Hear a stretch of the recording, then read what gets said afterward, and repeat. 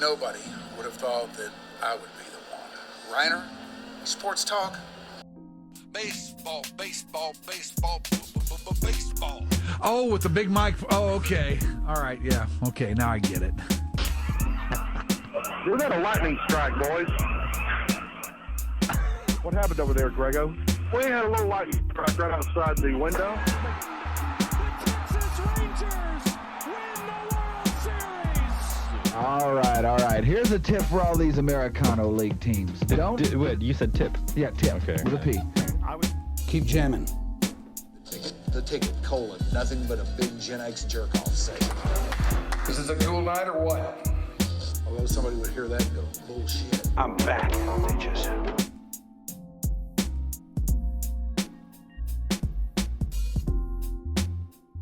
Today, your dark companion comes to you from an undisclosed remote location, the likes of which we are not ready to identify as of yet. We will. It'll happen in due time. But we are far, far away from our Fairburg. And in a place that is actually quite beautiful. A place that I've heard of for years, but knew one thing and one thing only about, but all that is for another time. Today on Your Dark Companion, we're going to talk to our dark companions, a couple of them anyway. One, you see him over there. He's wearing sunglasses. He is Shoopy. Hello. Is that all you got for him? Just hello? For the moment. Okay. It's par for the course, right? Pretty much, yeah. And this man to my left is the well-known videographer, Christopher Fitzpatrick. All right. Who used to be part of the scene in our Fairburg, a guy known well to all of us. But recently, not too long ago, he decided, screw it all, I'm moving to Colorado. And you did, didn't you? Best decision of my life. Ooh. Yeah. You think? I'm not sure it was the best business decision of my life, but in terms of getting away from mosquitoes and 105-degree summers and every day, and I actually get to see landscape, it's been pretty awesome. Dallas has been a huge part of my life, but I think I had it. It does have its merits, doesn't it? It does, and looking at two guys that I knew for a long time, and all of our friends that we accumulated over the years, we've kind of had this huge bubble of media friends, really. Yes, of peeps. Yeah, that was difficult to leave behind, and and as a freelancer, some of those people are connections to work and clients and income, but I needed to, there comes a time in your life where you're like, okay, what else is out there? And that's why I did it. And man, I haven't regretted a second of it. A lot of people have to go to Colorado to get their head together. That's the way it was back in the day, when we were hippies and everything, and the man was beating us down and whatnot, and we were getting hassled by the pigs and all that stuff. You finally had enough of that, and you just say, screw it all, I'm going to Colorado to get my head together. And once you said that, almost nobody ever did. But nobody ever questioned it once you did, right? Somebody actually did it? A few actually did it. A few actually did do it. And they turned out to be none the worse for the wear. As things happen, they were a little bit more adventurous with their scene than the rest of us were, I should say. I've got a lot of grammatical foul-ups lately. It's okay, Shoopy. But yes, they turned out to be none the worse for the wear at all. They would come back and visit from time to time and tell us, hey man, it's great, you should do it too. I mountain bike every day or hike every day, or there's something in the mountains out there for me, or friends come in town, they want to do something like a whitewater rafting. I'm like, that sounds like a pretty nice little Saturday. There's something every day, and there's hundreds of trails that are within less than an hour from me. Or if it gets hot, 95 degrees on the summer day, which is a little bit hot for Denver, I can get out of it in a matter of 20 minutes, and it's, in the high 70s. That's the beauty of it. Now, are you in Denver proper? Arvada, which is about less than 15 minutes from downtown, but 15 minutes from Golden, and it's just, I don't know, 25, 30 minutes from Boulder. It's kind of perfectly located. I'm interested in this because you've had the nerve to do something that I never did. In fact, I've never really thought too seriously about it. What was the process of the back and forth of deciding, yes, this is what I want to do like? Well, I live with a girl, and I had been living with her, dating her for 6 years, and You were with woman. and we had moved in together, and she she had just become a remote, worker, and I was been freelance for the last 6-7 years, doing my videographer thing and various media projects, and so she's like, summer's coming up, I can't deal with this anymore, so. The clock was ticking, and I'm like, if I want this to work, we've been talking about it, about getting out. San Francisco was brought up, LA, the usual suspects of places that you dream to live in the U.S. Mm-hmm. And Denver was certainly in the conversation, and one of the reasons Denver was possible was because I could potentially use, get some of the same work I was getting. I would just have to drive out of town to do it. I'm still doing a lot of that. I'm still having to come back to DFW to get work, but yes, you're still in demand down there. Well, I'm not very in demand in Denver because nobody knows who the hell I am. No, I mean down there you are in Dallas. Yeah, well, yeah, I mean that's what I'm saying. That's why because in Denver I'm not really getting too many sniffs because nobody knows who the hell I am. It's a little weird. It's kind of intimidating, and they're like, oh, you won some awards and you've done this thing. Well, I don't know who you are. So if I don't know who you are, then get in line. So how do you go about changing that? It's making that go from I don't know who you are to you're the guy I want. Well, maybe finding some other work like editing work at home. That's one of those things. Or doing a lot of gigs, traveling, which I've been able to accumulate through one of our friends, Cash Throy, as we know. But no, it's not easy, Mike. I mean, people, when I got hired at Fox Sports 2002 as a videographer, which was a dream job at the time. I was 24, I think. Mm-hmm. Which was, everybody that worked there was deep in their 30s. That was just not a normal thing to get a job like that. So I knew that. Young guy. Yeah, I was a young guy, and I had a lot of things to learn. And but I had people in my corner that I'd worked around, I'd interned in the local scene, and I knew some of the videographers like Larry Rodriguez and Chris Hanks and Brett Kelly and some of those guys because I'd interned in the area. Great guys, all of them. Yeah, Arnold Payne, all those guys, and so I had a little bit of help kind of guiding me through some of these hardships I had to learn when you're covering a Cowboy game and you're walking down the ramp and there's Emmitt Smith and there's 20 cameras following him, because I had some of those contacts, I was able to ease my way into the market. And after 14 to 15 years, broke off as a freelancer. And then I've kind of, have been dancing in the freelance world since then. I don't know where I was going, where this was going before I went into it. That's kind of what I wanted to know. Yeah. I mean, I'm interested in your journey. I'm interested in people's journeys, how they get to where they are now and what they had to go through and all that kind of stuff. We're getting to know Fitz. We are getting to know Fitz. And so all these friends that we accumulated along the way and ticket people, I remember meeting Corby in the locker room at a Cowboys locker room. Who? 2002. Can you not say his name? Is this? Oh dear. Of course I can. Yeah. Okay. I'm joking. Our friend. Our friend. Yeah, we, our friend to the north. There's people like me and Michael who probably got caught in the middle of that media storm that happened a couple years ago, and I certainly would like to get into a little bit of that if you're down for that. Well, let's do it right now. You want to do it right now? Sure. If you want. Okay. So, I know you've talked to some of those people, ever since the freak happened and dissolved and whatnot. But how many of those people, have you talked to Corby since, other than just going back and forth through the media? Actually, I haven't even gone back and forth through the media with him. I've ran into him a couple times and just said hi, and that was that. Just hi? Yeah. Yeah. I was there for one of them. It was a Polyphonic Spree concert at the Longhorn Ballroom, but he and Corby Oh talked no, for... yeah, I did talk to him there because he had always been trying to get me into the polyphonic spree, and I never would bite for whatever reason. Well, the first time I saw the polyphonic spree, I loved them, and now I can't wait to see them, the next time. And we just talked about, I remember trying to get you into it. And now you love it, don't you? And I said, yep, sure do. You were right once again, little buddy. But yeah, that's been the extent of it pretty much.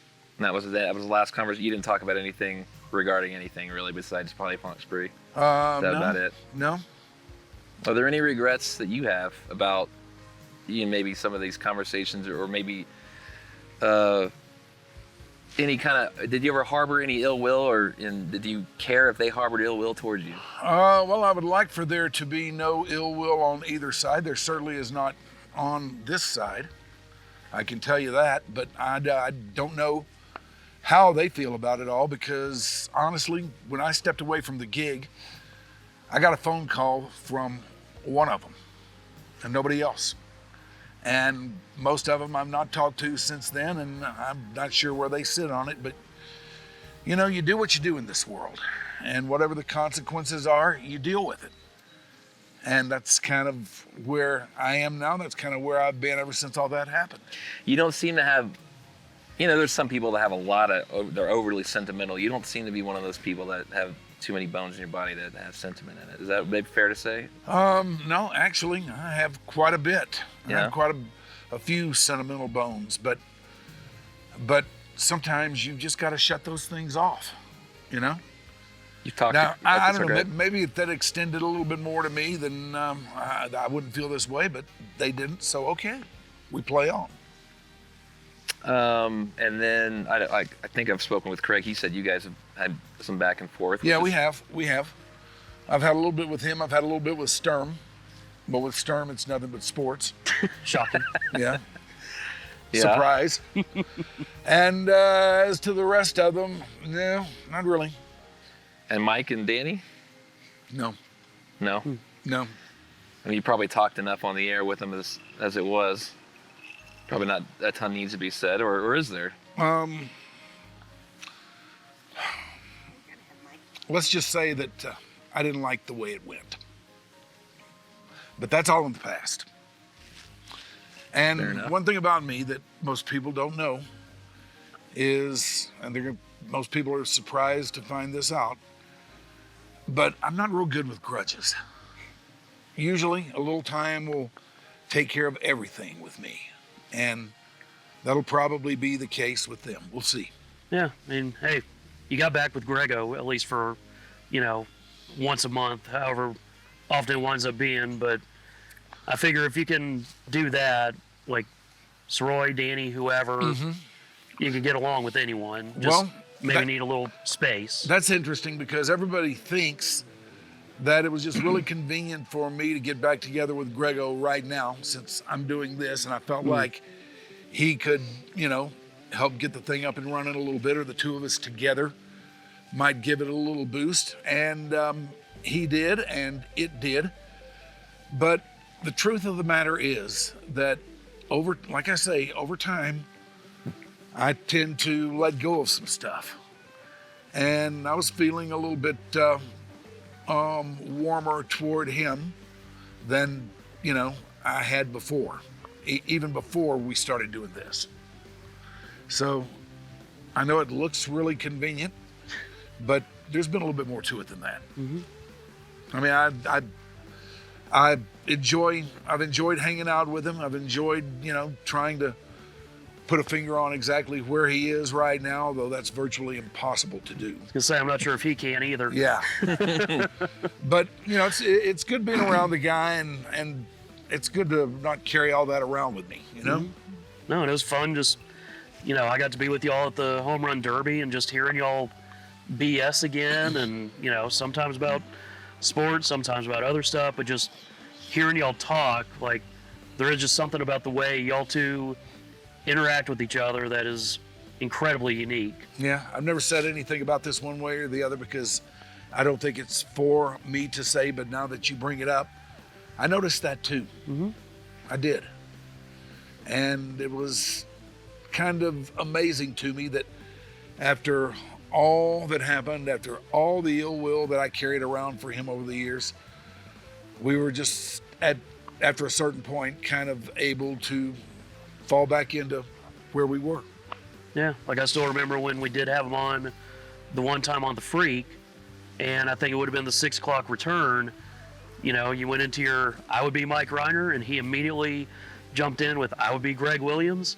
And I remember Danny said, you know, he was out there with y'all, but I was back at the studio, and we both later talked to each other and said, okay, I had some sports tears welling up, you know, hearing y'all fall back into that chemistry, into that, you know, just cadence that y'all have. Yeah, a lot of people told me the same thing. It was really cool. And it is cool. It is cool. I don't know where it's going, if it's going anywhere at all, but at least we've got that out of the way, and now we play on. Yeah. So he's on when he's on. Yep. And he's not when he's not. That's right. I remember the first time I heard you guys on the air talking about Led Zeppelin was when it was my favorite, like, when it clicked for me that I was probably going to be a lifer listening to that station, or certainly a P1. I think you were talking about maybe both of you or one of you went to Zeppelin played somewhere on I-35 and like near Flower Mound or something. What was that all about? You know what I'm talking about? Some like 1970, right around the time of Woodstock, and Zeppelin played. Yeah, the Texas International Pop Festival. Texas International Pop Festival. Yeah, that was a big deal, though. That was a big show, and they were already real big back then. That was actually the second time I'd seen them in a matter of months. The first time they came through here, they played at the Fair Park Coliseum, and I saw them there. And then a few months later, they were back here at the Texas International Pop Festival. But that was a Woodstock-like thing. It doesn't get that kind of credit for it. It wasn't as big as Woodstock, but there are a lot of the acts that played at Woodstock who played at Louisville. Wait, you saw Zeppelin before that? Yeah. Damn. What year? 69? Like, yeah. That, that first little mini tour they did? Right when they first came out. So what triggered you to, had you even heard their music yet? They had released an album, okay. They'd released an album, and everybody was talking about them. They were quite big, and I was in, like everybody was. Especially that first album, man. Yeah. Well, so what I was getting to is that I remember the Musers was like the first, I don't know, I think they were at 2 p.m. or when I started listening. 2 to 5. 2 to 5. I was listening. At first, I didn't understand why these guys were talking anything but sports. Like, I just wanted to hear sports talk. It was a sports talk radio show, right? Like a lot of people when they first dug into it. And then I started listening to some of how they'd weave in certain aspects of their sports, like upbringing. But I couldn't connect with you guys until I heard that. And then I heard that, I'm like, okay. I mean, Zeppelin was my favorite band growing up. And so that was the moment where I'm like, okay, these guys are talking music. And forever, the hard line to me was the music, the show of music on the ticket. And I identify with that so immediately, especially when, you know, Danny jumped on board. And of course, Corby and I had a lot of similar music interests. That was my favorite thing about how loose and free it was. I know Groups and I were talking off the air, like, some of the other shows on the station weren't quite like that, but you guys wouldn't even have a plan? Wouldn't even have a rundown? There would be a plan, but, like, you know, I was telling Fitz that, like, Danny would come into the control room, drop off a piece of paper, that would be the run sheet, and it would just say stuff like, 3 o'clock, Mike's Mind, 3:30, Rangers. And that's all I would know. You know, I know that y'all had more extensive conversations in the show meetings. I was rarely a part of those because I was working with Bad Radio as well, but there was definitely a lot more free form to y'all's show than, say, with Bob and Dan. Like, Bob and Dan tended to have maybe not their arguments figured out because they didn't believe in that, but they knew what bullet points they wanted to hit, where it felt like with the hard line, it tended to be like, okay, we know that we're going to talk the Rangers, let's save it for the air. That's the way it was. But also when you did Those hit were the the rules air, of the road. Yeah. He didn't know what I was going to say. I didn't know what he was going to say. Right. Did you go in to the ticket with that mindset? Because Yes, before I you did. were in a tighter radio sort of format where you Yes. couldn't extend yourself, right? I absolutely did. Because over time, I'd become a complete, total acolyte of the Howard Stern show. And I mean, I knew I couldn't be Howard Stern. I couldn't do what he did, but there were certainly some things and some concepts and some ideas of his regarding the way he did things and the way he went about his gig that I felt like we could try and see if we could implement. Now, if those hadn't worked, then the whole narrative is different, probably. And I don't know if I'm sitting here today even talking about this, but they did, and here we are. That other thing about having that longer form, that free-flowing style, and having 3.5, 4 hours on the radio is it suits you, your radio style perfectly. Which I think sometimes when people first initially listen to you, they don't understand. He's not an energetic guy. He's not a hype guy. But your delivery to me has been so like singular, or we're very close to singular. It reminds me of the way Paul Harvey used to deliver his stories. The pacing of it, to me, is everything. And that's the first thing that kind of separated you from everybody else on the radio, especially in DFW. Did you listen to him? Did you ever have that in mind? Did that affect you at all, listening to Paul Harvey? I heard, excuse, Oh God. Take oh a my drink, God. take a drink. Shoopy. Clear the room.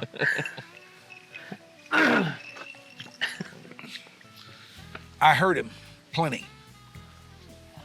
But I can't say that I ever thought that I would try to mess around with anything that he was doing, that I would try to see if that might work for me. But I'm not a big energy guy. I'm not a screamer. I'm not a yeller. I sit there and I talk. I talk to the people in the room. We talk about what we talk about, and that's the way I've always done it. That's the only way I know how to do it. And that is something that was definitely a change of pace for the iHeart salespeople that maybe knew your name but didn't totally realize your style, or maybe new clients that didn't. Because I definitely would get notes every now and then, and they stopped pretty quickly, thankfully, but would get notes from a salesperson saying like, hey, can he read that a little faster? Can he put a little more, kick ass on it, whatever. No, I'm not a kick-ass guy. Right, and I basically told them, like, look, this is his style. If you want to tell a Radio Hall of Famer how to talk, then y'all are welcome to, but that's... I wish they'd have come to me with this. Yeah. That would have been a fun conversation. And like I said, it thankfully died off pretty quick, I think, but yeah, it's just, Shoopy talks the way he talks. I've told him before that 25 years of listening to him every single time makes me happy. The style, the pacing, the silly crap you say. There's something about your style and everything that is just very compelling, I think is the word that you and I used yesterday. Yeah, it's infectious too. I think it makes you stop and think about, I don't know, how you're, having a conversation when you're at a bar, not interrupting each other, you're listening to what each other's saying, and that's the way it should translate on the radio. But, I come from a TV background, and that is anything but that, man. Yeah. It is high energy, and it's just kick ass all the time, and we got, by God, 3 minutes. You got to tell your story in 3 minutes and not one frame longer, and that always bugged me. That's why I got into doing the documentary style stuff. I could never work there. I just would not work. Just would not fit. Fortunately, nobody's ever made a run at me, so you don't really have to worry about that. It's their loss, though. Get those baby blues on camera. Got some baby blue right here. All right, so let's veer back to you. Okay. Fitzy. Yeah. Turn it back on me? You're the one who's taking the big risk here. I guess so. What kind of contacts have you made up there? I reached out to a guy that worked at the local altitude network, which is like the equivalent of what used to be the equivalent of Bally's. Like they actually have stability there. Really? I didn't think that existed in that game. Well, if the owner owns the rights to the TV, contracts, then it's very sustainable. Which owner is this? Kroenke. Stan okay. Kroenke, yeah. So he owns the Avalanche and the Nuggets, and so they do all the content there. But like this is where I was going when I got into the business when I was younger. I was maybe in over my head, but I soon realized how difficult that was to get that job. And now, like I said, get in line. It's like I am one of, probably several hundred people that have sent this specific guy an email saying, hey, here's who I am, here's what I've done. If you have any freelance work for me, please think of me, kind of thing. And you start bugging the guy enough that he just, it just becomes immune to it. These people get emails all the time. So I'm still trying to figure out the best way to approach these people because whatever I'm doing isn't working. And you can send them your profile, you can send them all your contacts, but they already have their guys, Yeah. I mean, like the ticket, you could be the best radio person in the world, in 2005, but what are the chances you're going to get on the air at the ticket? These things aren't very easy sometimes. slim. People love their sports. Denver sports is a big deal, and there's a reason people want to live. People like me want to move there. It's just a great place to live, but there's a lot of creative types that move to that market, and freelance work in Denver is tough, but it just takes time, I think, like anything. I don't know if I would know how to talk myself into getting a job because I've had 5 jobs in radio.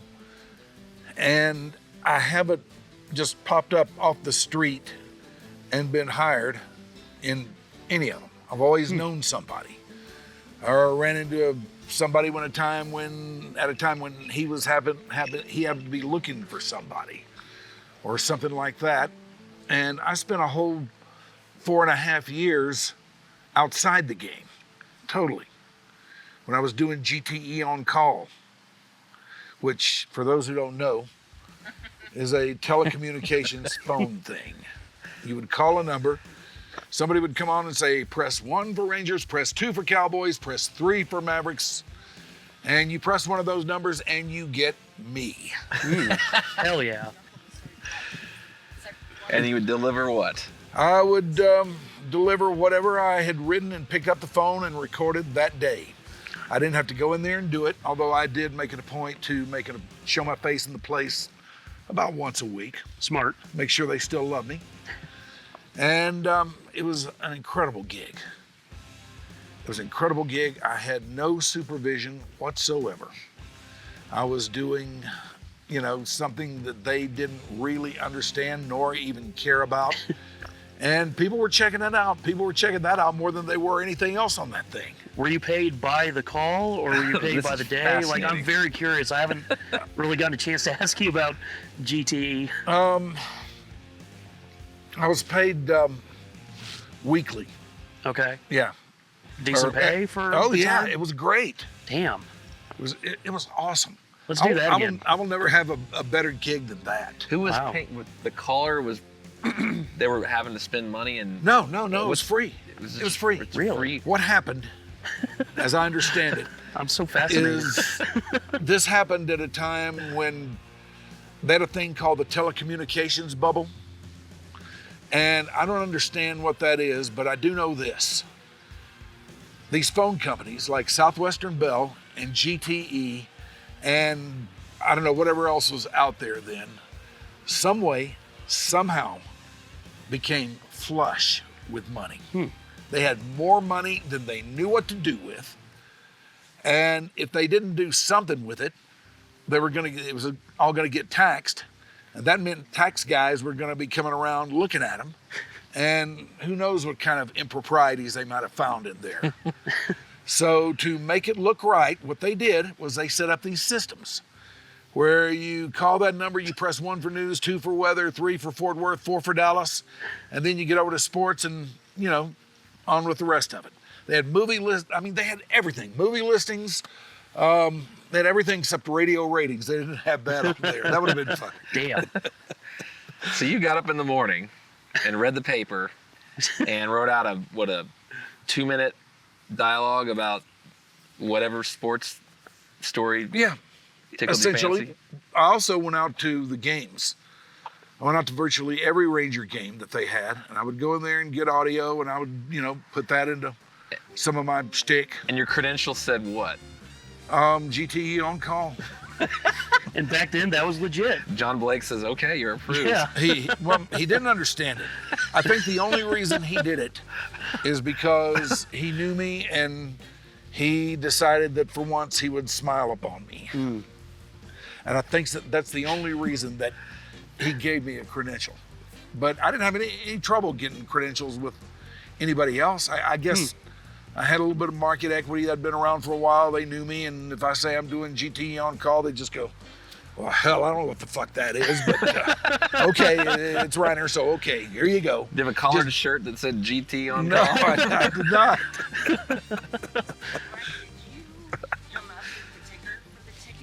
Ticket ticker. Sounds like that's what people would get when they call. Yes, Yeah, that's I exactly didn't what think about this that. is. Holy It's crap, Ticket yeah. ticker. Well, it was a little bit more detailed than that. When I was going to do a story after a Rangers game, I would go into, fairly strong detail with it and tell them why whatever happened, and where that leaves things these days. I would go for 2.5, 3 minutes, sometimes longer than that.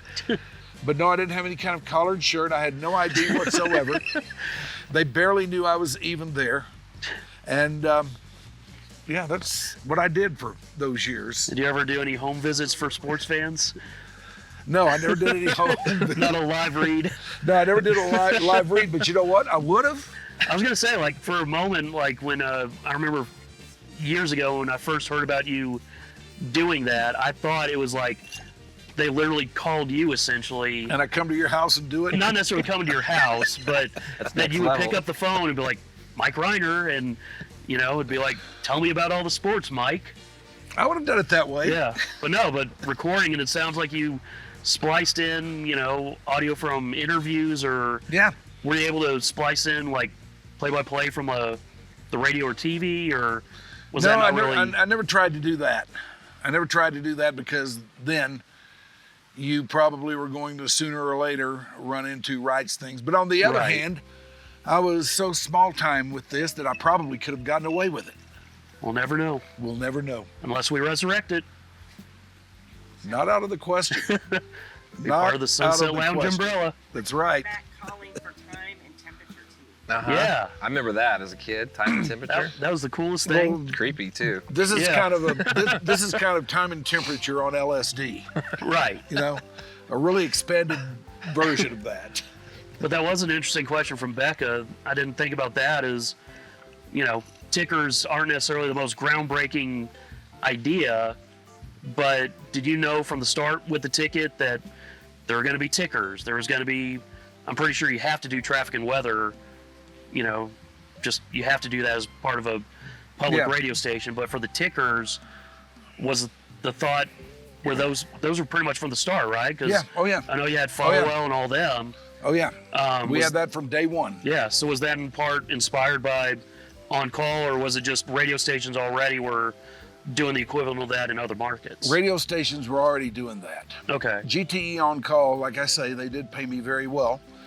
And I was able to take my then wife and young daughter to several foreign ports. And in these foreign ports, I found myself wanting to do nothing except listen to the sports radio station there. Now, I didn't get away with that. That's hard to get away with this. It's a tough sell for the girls. Fair.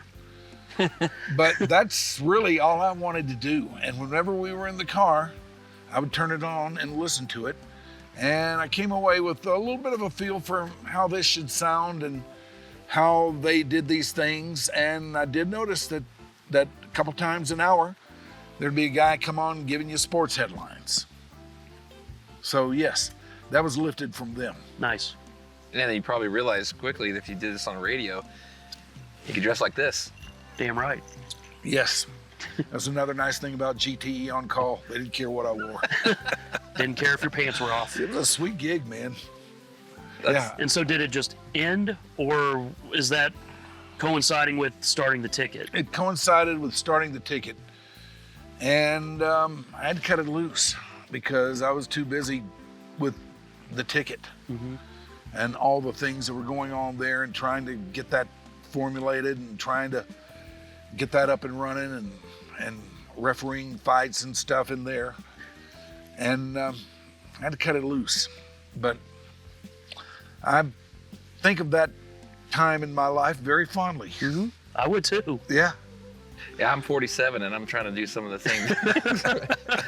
Like, man. You're shade out of your teens, man. Yeah. Don't give me this 47 nonsense. At least I'm still able to climb a mountain on my mountain bike, get 9,000 feet on occasion. Damn.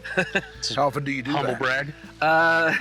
Well, trust me, I'm not going from 0 to 9,000. I'm starting at like 885. So a couple times a week, and then I'm hiking, and that's about it. That's how I have to, that's how I occupy my time when I'm not working. It's a great trade-off. I used to, live in Dallas, and I'd go out of town. I have to spend an exorbitant amount of money to be able to go do that in Colorado. Now I'm at home, and I get to do it all the time, and I had to go out of town for work. It's it's kind of backwards, but if you're going to spend your downtime doing something, it's not there's far worse things to do. I would imagine everybody is watching this and saying, something's fishy here. This doesn't look like Dallas to me. And you are correct. It is not. We are on Your Dark Companion field trip with Fitz, which tells you we've got something up our sleeve. We're going to have something for you that I hope you're going to like. And we're going to have it out in the next, week or two. Oh God. No. That's kinds of things don't happen that fast. Okay, I'm being a little ambitious there. I can get into detail of some of that. Not this, but why this will not happen in the next 2 weeks. Okay, tell us. I'm not saying what we're doing, but something that takes a long time to, let's say, have people interested in it and go through, let's say, legal steps and challenges and ironing and, a story together. We'll get editing, all this kind of crap. Yeah, work. I'm going down through that road still on a project that I started in 2016. Oh God. Of course, it was just me doing it, so. But yeah, that project that you had me on the Freak actually about it one time. Yeah. You and Mike Soroy. Yeah. Before even Danny was aboard. Mm-hmm. Well, let's let that lie for the moment. I want this to be a little bit out of the blue. I hope people are going to be interested in it. I certainly am. It has to do with Sports. All right, it has to do with sports. There you go.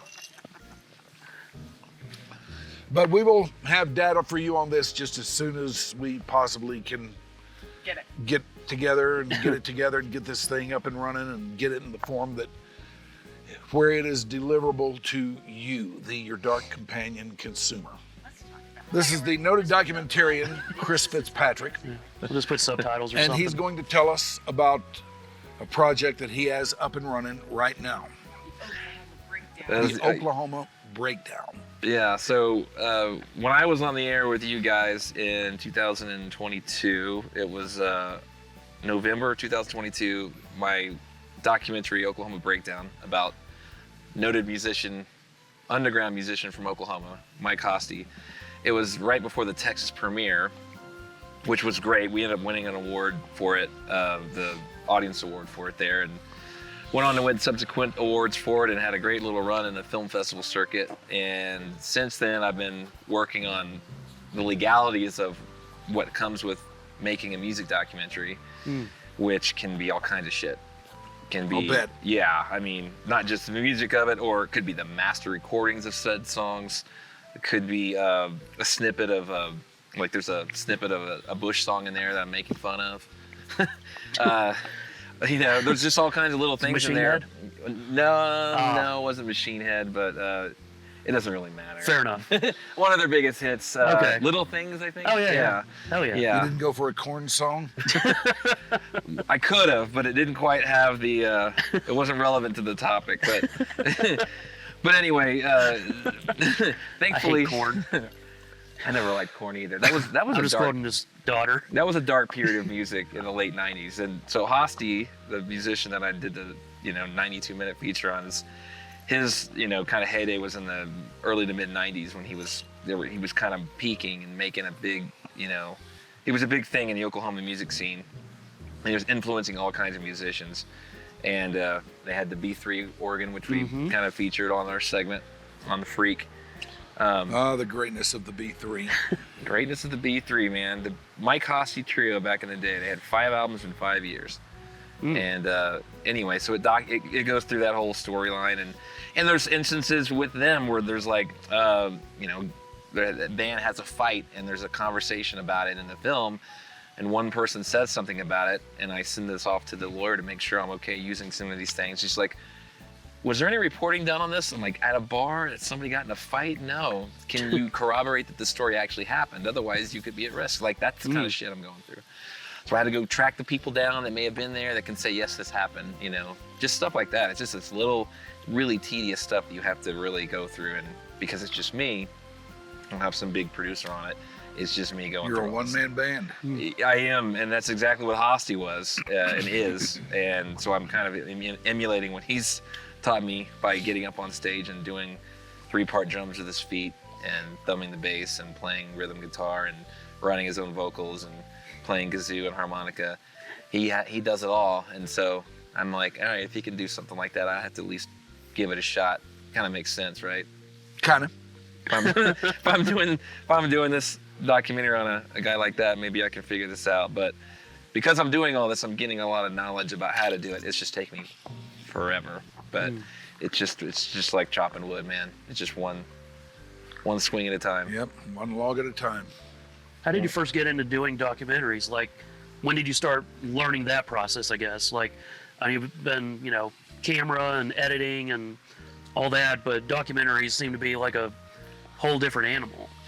In terms of TV, for sure, because like we talked about earlier, you know, TV is not really suited for long form stuff. And when you're in, you know, like local TV or regional TV, you're doing stories that are like 3 minutes long. And now I started getting asked to do stuff because I got pretty good at doing those little 3-minute stories. I would every single year go to the Oklahoma-Texas game, and they would say just go down there and shoot the game, and I would get in the tunnel, and you know the famed tunnel, the Cotton Bowl. Of course. I'd be walking down that thing, and I would get all the angst that was going on between the two teams.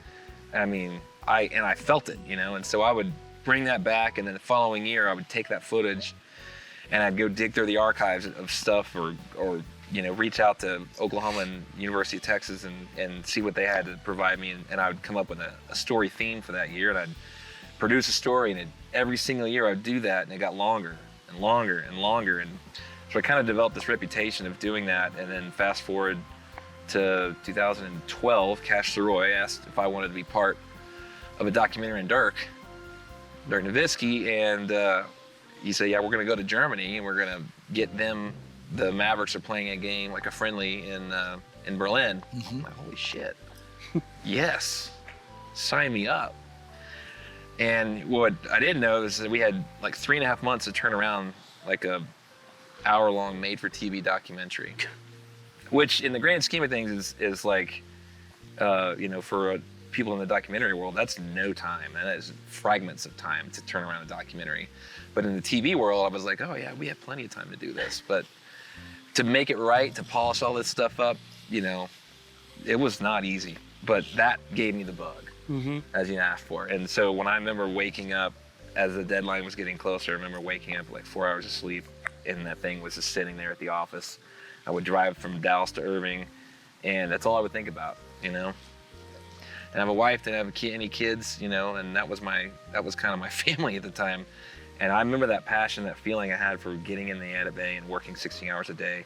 And that's really kind of where I got that itch. And so when I became a freelancer, that was the first thing. I bought a camera and bought a lens and just basically showed up at a gig at Dan Silverleaf and documented him playing that show, and then said, hey, can I come up and interview you? He said, yeah, sure. Got done interviewing him. Said, hey, anybody in the music business that would talk about you? He's like, yeah, you know, all shucks, the way he is. He's like, Stoney LaRue and Cody Canada. And I'm like, I don't know who Cody Canada is. And he's like, you ever heard of Cross Canadian Ragweed? I'm like, yeah, I actually have heard of Cross Canadian Ragweed. Have you heard of Cross Canadian Ragweed? Oh, yeah. Not And my, I know Cody Canada too. you know him. Yeah. Not in my Well, wheelhouse I don't at all. know him, but I know who he is. It was not in my wheelhouse at all. Nor mine, but still things leak through, you know? That name was synonymous with kind of Texas music, and so that's when I'm like, oh, reached out to him. He said, yeah, man, I'd love to talk about Hosty. He's like, I looked up to Hosty. That is home, and and now we showed up to a screening of the documentary, and we shot the shit forever. And he's like, anything you need, you got, you can have whatever you need from me. So that was how I kind of got into it, and just these, I don't know shit about Texas country music or anything about that. Hosty's not synonymous with it, but these guys in that genre look up to him. You just never know where a story is going to take you. I didn't know anything. I didn't know what red dirt music was. But that's not what he does, right? That's not what he does. He's often referred to as a genre of one. Some guy in that scene penned him as that. And like Groobs was asking me earlier, like, you just never know where this stuff is, how did you get into it? You never know where these stories are going to take you. And I love that feeling of, it's like driving a car across the country. You get into a car and you may not know where exactly, you may know where you're going or kind of where you're going, but you may take a detour here or there. But you throw in anything, if you're smart, you just throw in, your cameras and your all your extra clothes. You might even throw your bike in there, because you may see a sign that says, hey, there's a great view up here with a great bike trail, and I want to be prepared for that. And so I want to see where this is going to take me.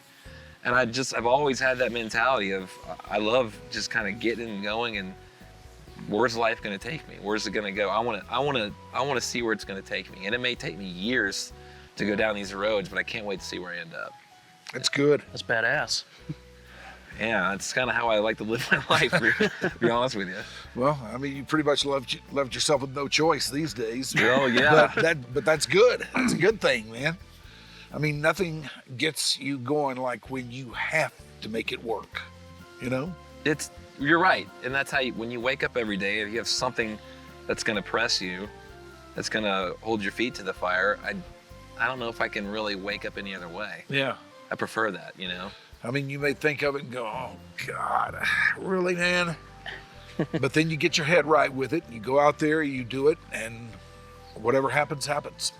And you do it enough times where you're like, I know that I'm facing an uphill battle, whatever I'm doing, but I've done this enough to where I'm confident in myself, confident in the people I know or people around me that pick me up if something happens the wrong way, that I can eventually, it's going to be fine.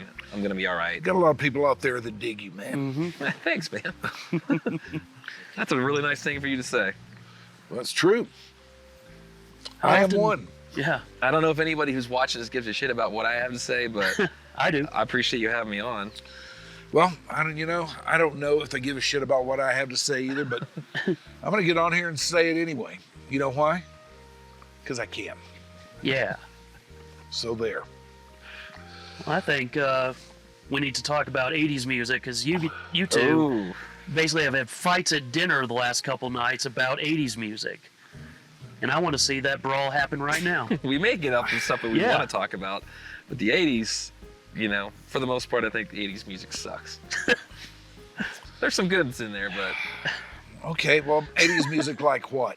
That's a very broad brush you're painting with here. It's kind of hard not to have I need an 80s song right in front of us so we can really deconstruct the bad, like the mechanical drum sounds that were coming out of there, homogenized guitar that you would hear.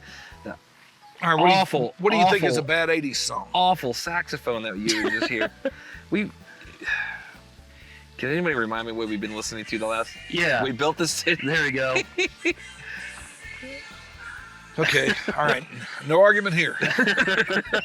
Do you just look up bad 80s songs? I mean, there's bad songs in every decade. We know that.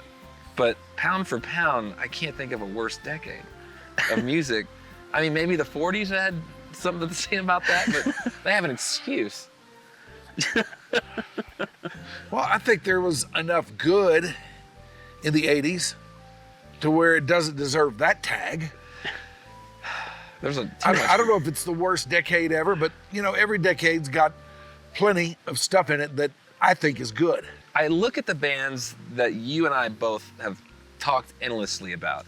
I mean, first, I want people to know that I have a lot of similarities in my music taste with you. We've talked.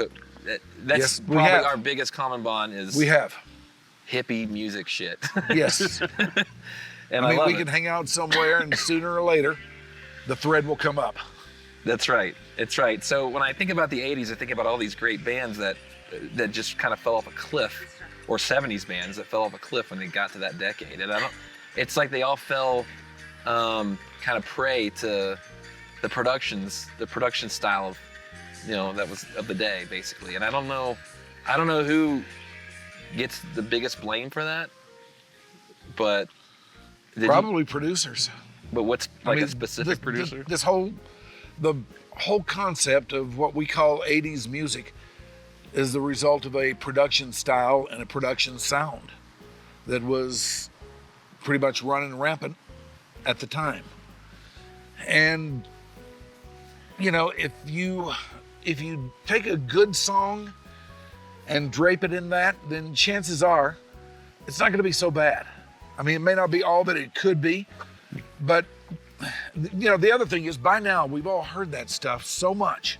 We're so familiar with it that to hear it any other way, we don't even think about that it could have been done some other way.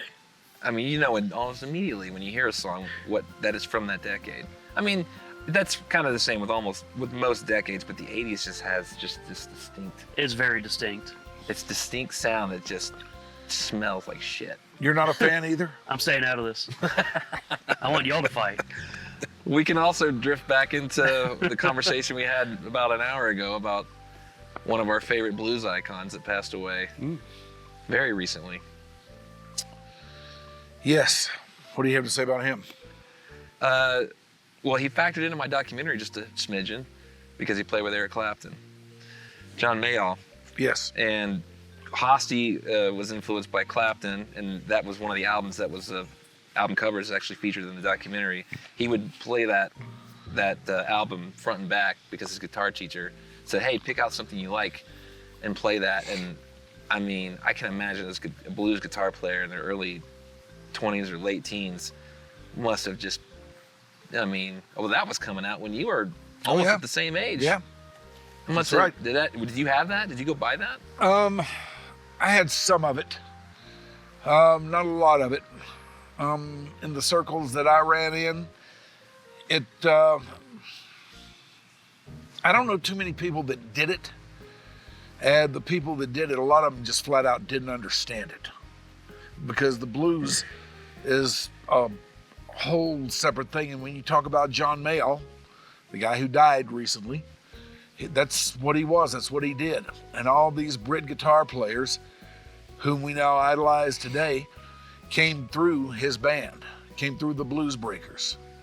People like Eric Clapton, for one. And I think Peter Green did, Fleetwood Mac. And there are a whole slew of others. It was kind of like, to get to wherever you're going, you had to be a starter kit with Mayall and the Blues Breakers. You had to go through there, cut your teeth on that, and then get to where you're going. And then go fly. Yeah, then go fly. I mean, Clapton was already flying, but like we talked about earlier, my favorite period of Rolling Stones music is Mick Taylor, and he was recommended by John Mayall to the Stones when Brian Jones passed away. I didn't know that fact until I knew they'd played together, but that is my favorite Stones period. And the fact that, again, who had his fingertips on it, or fingerprints on it? Mayall. Yeah, and right, for those who may not know, tell everybody what Stones period we're talking about. What are some of the records? What are some of the songs? Sticky Fingers is, I think, the first record that Mick Taylor played on, if I recall right. And then... Did he play on Let It Bleed? I think he may have had a song or two on there, but I don't remember him being on the song that I can specifically really the whole album, Sticky Fingers to me, and then Get Your Yayas Out, of course. The entire album has just got him. And sometimes you can't tell if it's him or Keith playing, but then you can hear how he's going between the strings. He's got a distinct style. I don't know what you would call it, fluttering, I guess you would call it, but he's got that. I don't know, what would you call it? You know what I'm talking about? Yeah. Sway. Second track on Sticky Fingers, that whole guitar solo at the end, that is quintessential, iconic Mick Taylor guitar playing. Can You Hear Me Knocking? You know, those are some of my two favorite Stone songs, and it's because of him. And you had to be a good rhythm guitar player to play in the Rolling Stones, because all of those songs are really, to a large extent, built around the rhythm guitar. Now, Keith Richards was a really good rhythm guitar, or is. He is still with us, right? Yeah. At the time of the Still with us, taping. Shoopy. He is a really good rhythm guitar player. In fact, he's probably better at that these days, and better known for that these days, and more appreciated for that these days than he is anything else. But whoever the Rolling Stones have on the other side is going to be a good rhythm guitar player, because that's really what the band is all about. You don't go to the Rolling Stones shows to see a bunch of big flaming guitar solos that last 30 minutes or anything like that. It's not kick-ass. No, you go to hear the songs. And the songs were propelled and projected by the rhythm section, the two of them, Bill Wyman on bass, and of course, the late, great Charlie Watts on drums. Charlie's good tonight. Charlie's good tonight. They were the ones, for me, that really made the Rolling Stones whatever they were, and Mick Jagger could just cut loose, go up there, do whatever he was doing, tell everybody Charlie's good tonight, and that's really the essence of the Rolling Stones for me. That my peak Stones, like I said, are those two albums, and bringing it back to John Mayall, that Blues Breakers album, it's kind of crazy that he was kind of an older guy back even then. Yeah. And the guy was playing at the Granada Theater, just I think in 2015, maybe even later than that. Yeah. Kills me I didn't go. Still doing it. He was still doing it, man. I mean, I don't know what he sounded like in his later days, but I think they said he had his hand in some 70 albums. 70. He said he was being asked to record an album every 3 months back in early 70s. That's what kind of clout he had. And he moved to LA, I guess, where he could really have access to these musicians. His fingerprints are all over the rock and roll of the 70s. All over it. And now he's gone. Stay hard. Stay hard, John.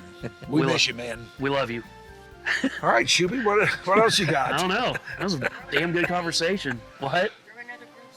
Let's see. Yeah, give us a groom's grenade. Oh, God. Talk to me about deer. Do you fear the deer? I'm asking you.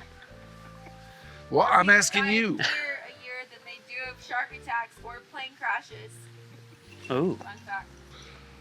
More people die of deer attacks? Deer attacks or getting hit by... Getting hit by a deer. Or attacks.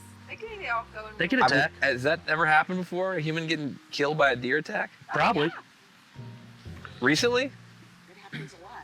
Yeah. I've never heard of this. How do you get hit by a deer? Like driving down the road and stuff like that. Oh, you hit a deer? Yeah. Oh, Right. okay. In your car.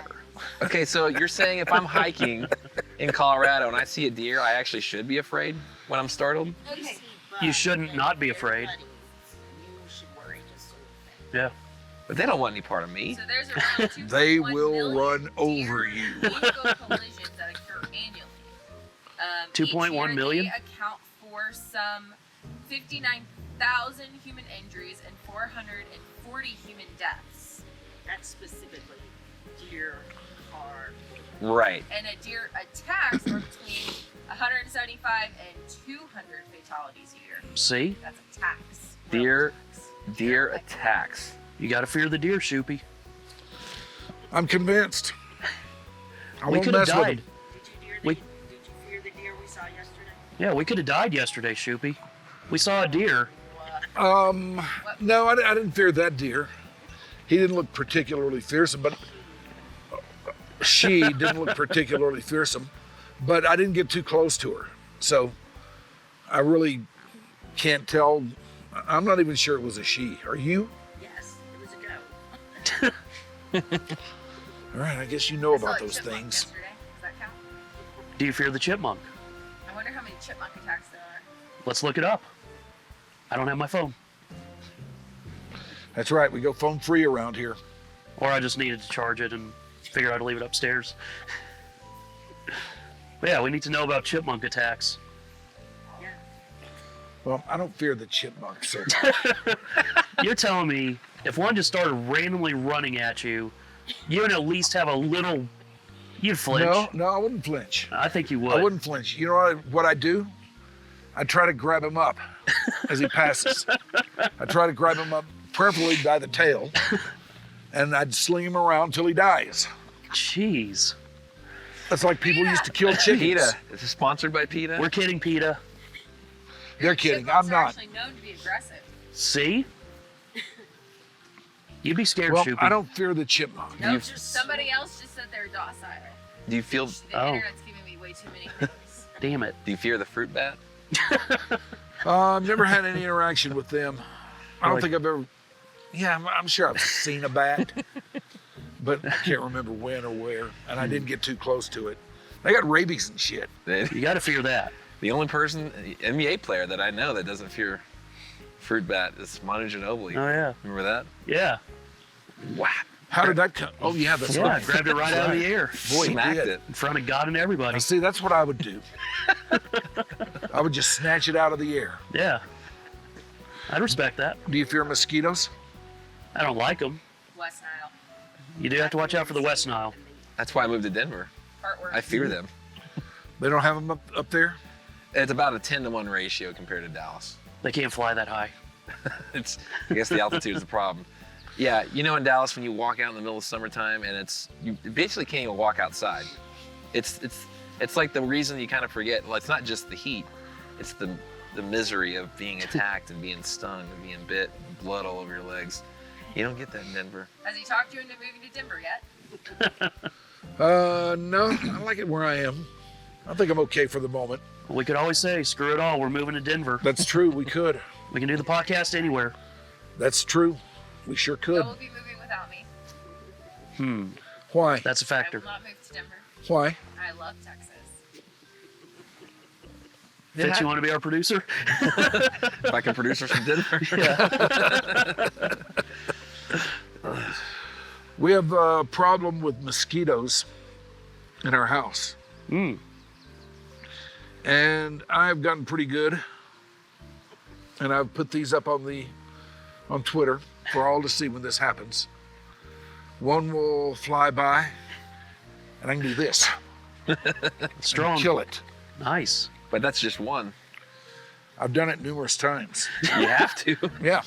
That population has depleted because of Shoopy. Yes, it has. It has. I'm doing my best to keep this under control in my house. In your car.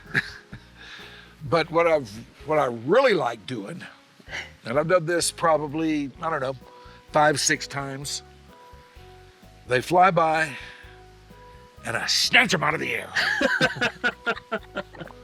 He brought one to me the other day to show me. Yeah, Really? Yeah. And I open my hand very slowly, so in case it's not dead, it won't fly away, but there it is. Does that make you feel Just like laid God? there.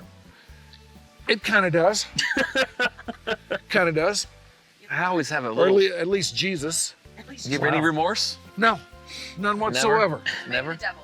Is it the bigger the creature, the more remorse you have? Kind of makes sense. The bigger the creature, the weirder I'd feel about it. Yeah. Like But you wouldn't I do don't that to know. a giraffe. Or a bird. A giraffe. I would feel terrible. Awful. You'd have to strangle it. You wouldn't be able to. You wouldn't be able to do that to a giraffe. Did you see about the chiropractor that was working on giraffes? Side story. Did you see about this? Is this a joke? This. No.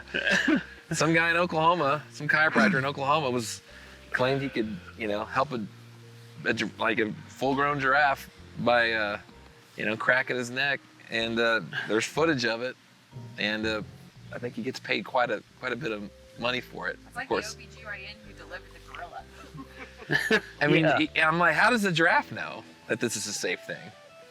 Yeah, When do they he get just- the consent? I mean, have you gone to a chiropractor before?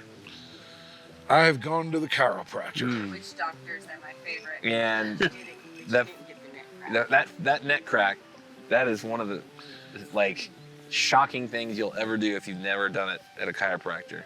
I have a real problem going on now. Oh. I have a what I believe is a pinched nerve. Ooh. Pinched nerve. I mean, I walked in there and told them I think I got a pinched nerve, and they said, "Yep, sure do." And so I've been dealing with the chiro here lately, even though I know that crack in my neck would probably get rid of it. Oh, 1,000%. But the thing about it is, I don't know if I could relax enough to let them do it, you know? Yeah, you'd be and thinking if I tense up right as it's gonna happen, that'll just make it worse. Yeah, and you'd be thinking about all the movie scenes where people die from the neck crack. Yeah. You don't want that. No, I don't want that. So they've been doing dry needling on me, which is kind of a form of acupuncture. Yeah, acupuncture. Oh, okay. Yeah. The chiropractor's doing that? Yeah. So he decided to take all the acupuncturists out of business and he's just going to do it all one-stop shop? And it works for a few days. Still never done acupuncture. But it always comes back. And it's helping? Yeah. But it helps for a few days. But then it always comes back, and I'm really starting to wonder if... It's the arthritis, though, they found. Yeah, I got arthritis, too. Really? Oh, It man. sucks. It does. Right here in his neck, he has some. Oh, man. Yeah, and I got worse arthritis right here. It just hurts. When you're on your phone, huh? Does it hurt when you're on your phone? Yeah. But I'm a righty on the phone. Okay. And I'm more finger than thumb, anyway. Aren't we all? Yeah. Yeah. And really even more fist than finger, but... Fist or finger. You always have the That's choice. a question. I probably know that. Unless that's what that's for, but Just tick it. I'm just gonna sit here. Fist or finger. Wonder. You say Ashley, I think, nearly kicked our ass this morning when she thought we were saying something mean to her or something. We were just quoting a Danny drop, you know, the fun fact that only takes 2 seconds. And Yeah, I know fucking. yeah. And hers took about 15 seconds. and Yeah. I just had to utter the drop and add a little extra. That didn't take, that's a fun fact that took way longer than 2 And seconds. Ashley was like, what the hell? I was like, well, screw y'all. Yeah. And I'm immediately like, no. It's a whole inside joke thing. We're having fun. From here on out, I'm not giving you any stories. Damn it. Come on. Give us That's so stories. fun, I know, right? We need stories. Bye. I need to address a couple things that I learned about Mike since being here, and I didn't catch this in all the years I've listened to you on the radio. I didn't realize that eating outside was just something that's not supposed to happen in your No world. porches allowed. And that was Not a fan. that threw me off a little fan. bit. I mean, you know, some people say you kind of eccentric and you're a little bit off compared to the normal. No, I am. There's no doubt about it. In fact, I'm way off compared to the normal. How about his egg aversion? The egg aversion was something I didn't know about, so I was pitching that we eat eggs on the patio or something like that. It would have been. Yeah. I would love to have seen the reaction. I would have been nowhere to be found. We heard those footsteps. I would have gone for a walk. Yeah. I would have hitchhiked back to Dallas. So, yeah. No eggs al fresco. There was one other thing in there, and I can't remember what it is, but There's so many. yeah, those It'll were come two. back. Those were two things It'll that come back. I'm like, okay, 2 things I'd never known about you. And you don't drink much alcohol these days, but you drink a lot of tea. Yeah, I do. Yeah. Okay. And even at like 12 at night. I've cut way down. Yeah, even at 12 at night, I will drink tea. So your hours are still about the same as they used to back in your radio days. It seems like it's just shaped you until there's no turning back. I'm not a real early bed goer. I'm kind of a night owl. I've always been that way from playing in bands all those years. That's why 3 to 7 worked. Yeah, it did.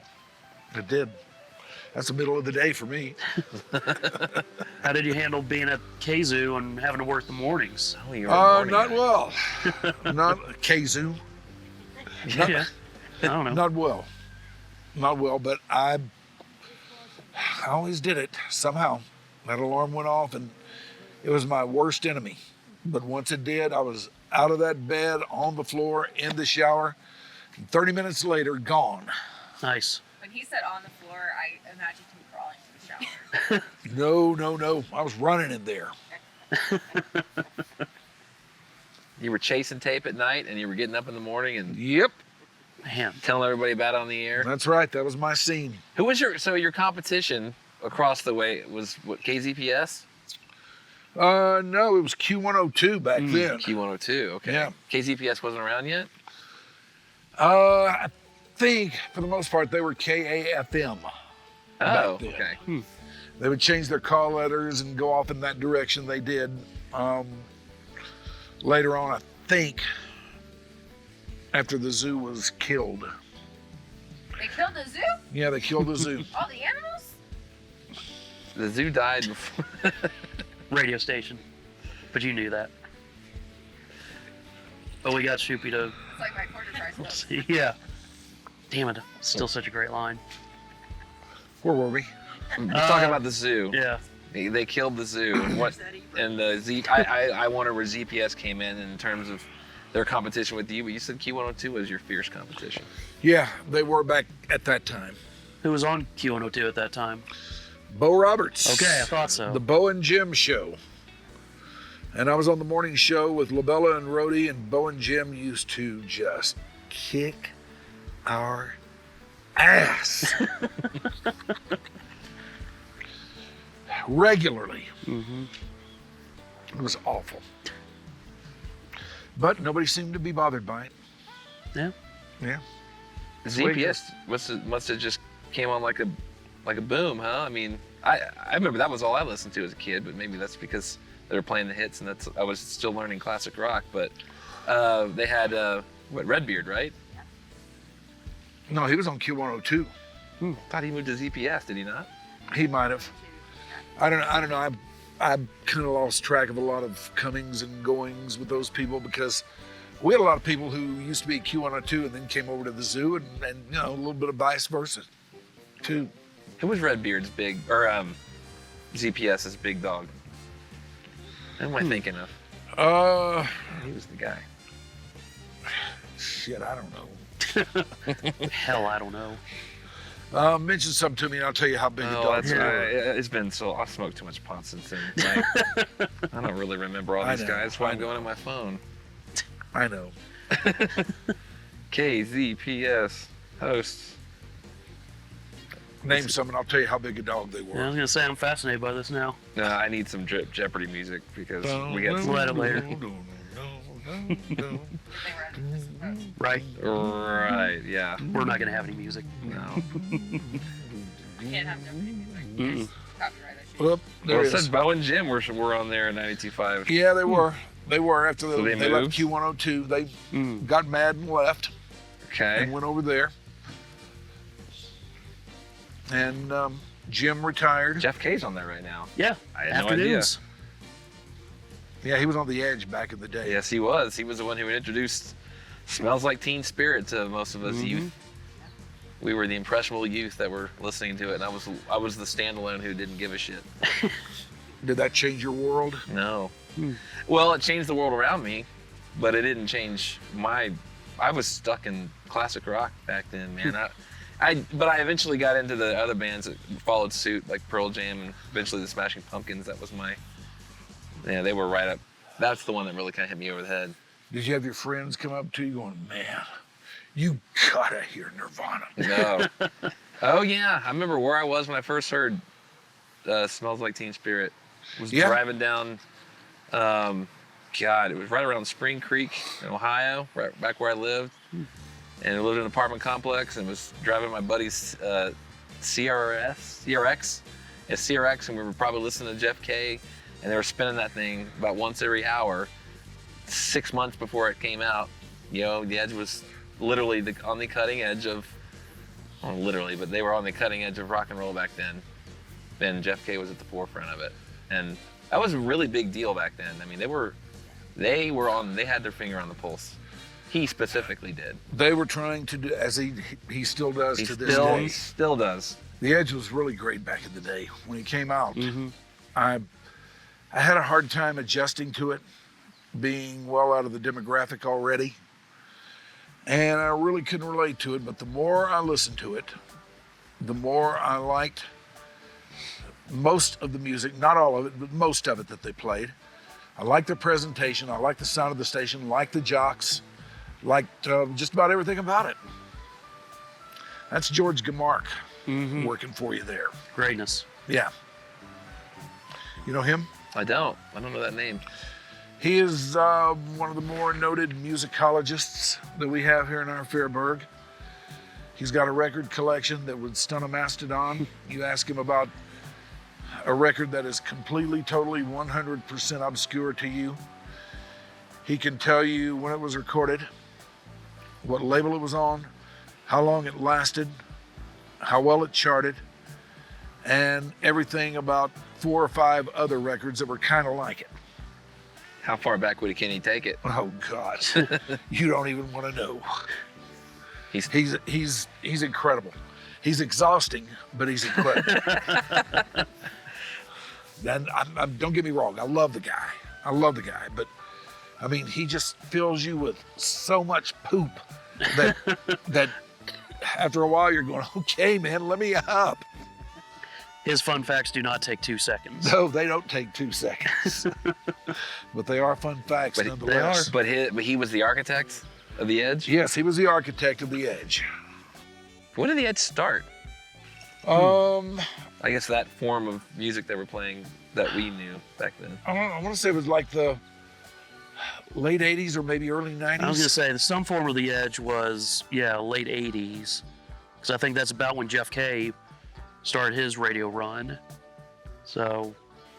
Oh, I love being able to throw out, music. Like I could ask him about the fruit bats, and if he doesn't know about it, he's immediately going to go home and listen to songs. And then he'll know more about them than you do by the end of it. Yes. Probably like right. It's fascinating just how much music Jeff listens to. And George Gamark will know more than he does. Yeah, and Jeff would tell you that. Yeah, he would. So my lasting pitch before we get out of here, whenever that is that I'm going to try to turn you into a Fruit Bats fan before this trip is over with. What do I need to know?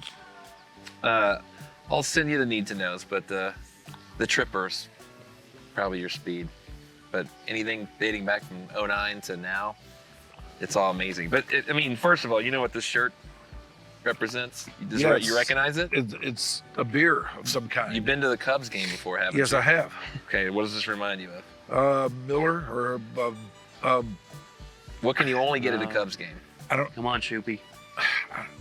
I don't know. Not that big of a beer guy. Old style beer. Old style. Remember the logo? It's very similar to this. Okay. Anyway, yeah. They're from Chicago, which is why they labeled it that. But yeah, these cats have been around since '97. It's mainly the lead singer. He's had a bunch of guys come in and out, and he's my favorite lead singer. Not an overly, he's not one of those blues singers who's trying to wow you. He's just got a perfect voice to me. So, all right, anyway. Tell me what I should do. Tell me where I should go to find this. You can always go to Spotify and go listen to The Tripper, and it'll. He's gonna add it to the Spotify list when we can make it. Oh yeah. Yeah, they're one of those bands I can't stop listening to.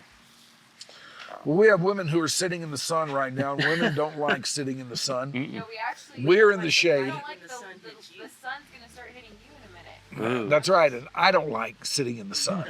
Nor do I. Absolutely do not. How this works. The sun, look at him up there. You are our enemy. You bastard. Well, those are new drops. We also need you, though. Yeah. We're not here. Yeah, we do need him. Please don't leave us. Just for now. We do need him, but just don't be so hot. All right, Ashley Bullington, thank Yay. you. Mega Moore, thank you. Yay. Shoopy, Fitz, Wolf. Oh God. We have to walk off. Right. Wolf. Oh, Shoopy. What a hill.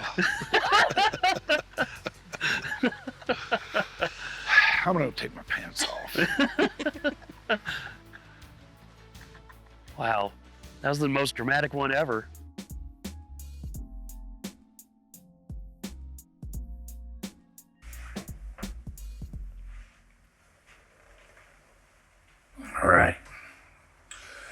I'm gonna go take my pants off.